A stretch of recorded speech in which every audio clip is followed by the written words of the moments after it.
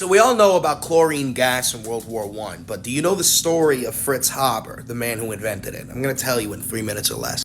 So Fritz Haber, he was a German scientist in the early 1900s, and he was tasked with the chemical program for World War One. His job was to create some sort of gas weapon that wouldn't just incapacitate the enemy like a mustard gas that the French were using. No. The Germans wanted something that would kill their enemy, and so Fritz Haber developed chlorine gas.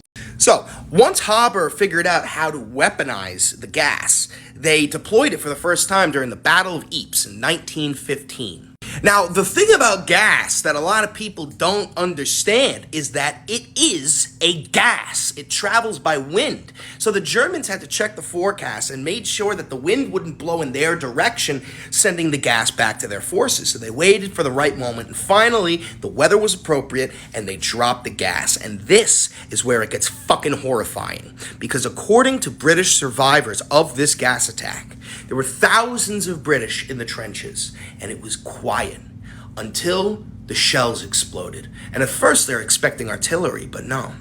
Now thousands of soldiers are looking out at no man's land, and they see this 2-inch thick, light green gas with the odor of pineapples and pepper, and it's slowly creeping towards them.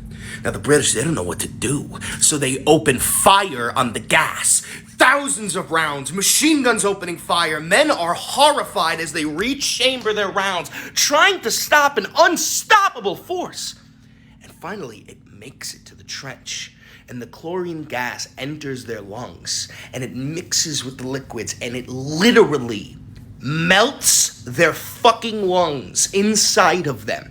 It's horrifying. And the Germans didn't even expect it to be so gruesome, to the point where the Germans couldn't even move forward and take that trench because the gas didn't leave. The gas stayed. So what did the Germans do? They threw a fucking party for Fritz Haber. Not the Germans on the front lines. No. Scientists, generals, politicians. They threw a party for Fritz Haber to celebrate the successful gas deployment. Well, you know what Fritz Haber's wife did? She walked up to their child and she said, "This is your father's fault," and then jumped off the fucking balcony, committing suicide. That gas, chlorine gas, deployed in World War I, would eventually be transfigured into a little gas called Zyklon B, which was used in World War II in the concentration camps. This is why we study Fritz Haber. This is why we know our history.